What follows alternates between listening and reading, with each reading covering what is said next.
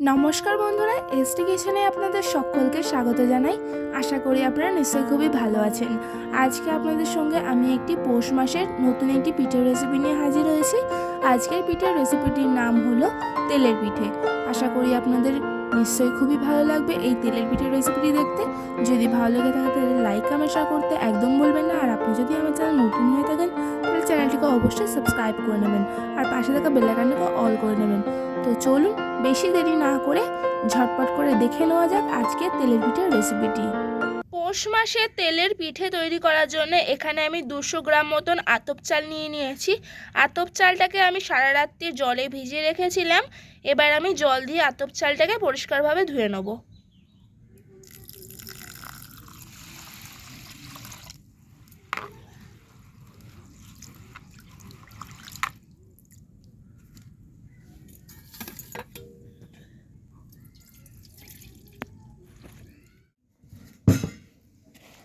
এবার আতপ চালগুলোকে আমি ধুয়ে নেওয়ার পর মিক্সির বাটির মধ্যে দিয়ে দিচ্ছি।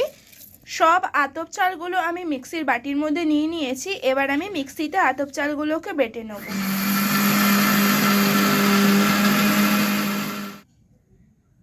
আতপ চালটাকে আমি অল্প একটু জল দিয়ে মিক্সিতে পেস্ট করে নিয়েছি। তেলের পিঠে তৈরি করার জন্য এবার আমি ব্যাটারটা তৈরি করে নেব। প্রথমেই আমি চালটা মিক্সি করে নিয়ে নিয়েছি একটা বাটির মধ্যে। এবার আমি চালের মধ্যে দিয়ে দেবো 1 বাটি ময়দা। চালের মধ্যে ময়দা দেওয়ার পর হাফ টিস্পুন নুন দিয়ে দিচ্ছি। নুন দেওয়ার পর এবার আমি এর মধ্যে দিয়ে দেবো খাঁটি খেজুরের গুড়।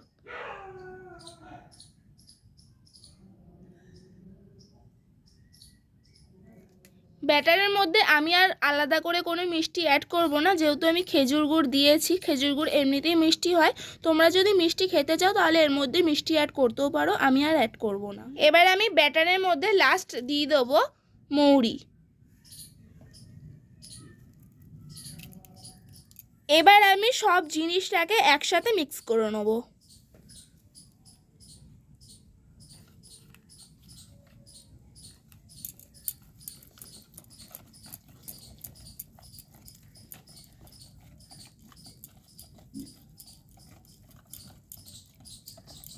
এই ব্যাটারের মধ্যে একটু কালার আনার জন্য আমি পাটালের গুড় গ্রেট করে দিয়ে দেবো।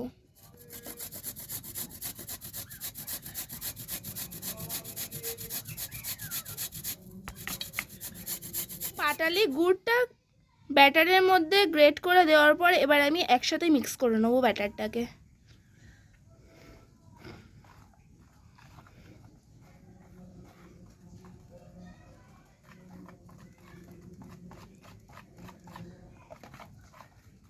তেলের পিঠে তৈরি করার জন্য আমার ব্যাটারটা রেডি করা হয়ে গেছে। তো একদম আমি ব্যাটারটা ঘনও করিনি, একদম বেশি পাতলাও করিনি। যে দেখতে পাচ্ছ টেক্সচারটা কেমন এসছে।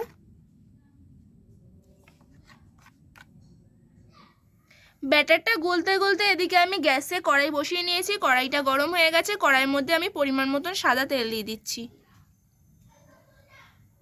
সাদা তেলটা গরম হয়ে গেছে। এবার আমি তেলের পিঠে ভেজে নেব।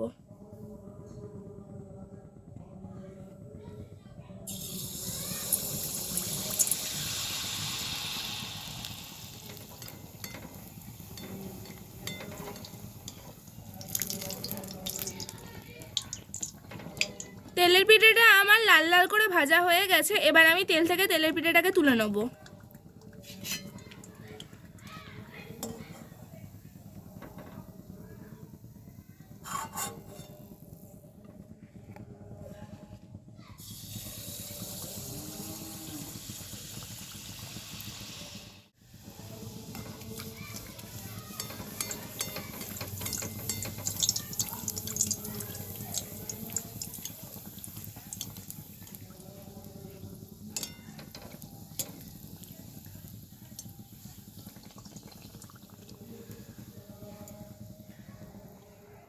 তেলের পিঠেটা ভাজা হয়ে গেছে। এবার আমি তেল থেকে তেলের পিঠেটাকে তুলে নেব। এভাবেই এক এক করে আমি তেলের পিঠেগুলোকে ভেজে নেব।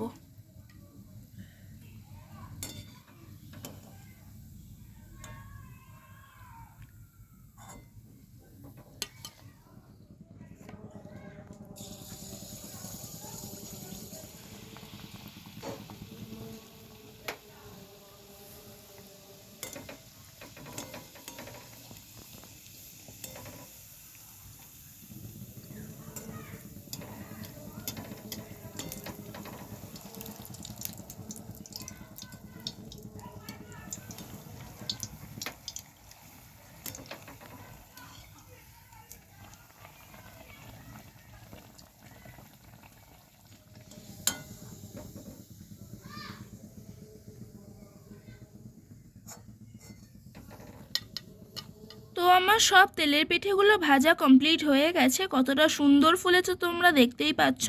যতটা ভালোভাবে ব্যাটারটা গুলবে ততটা সুন্দরভাবে এই তেলের পিঠেগুলো এভাবেই ফুলবে।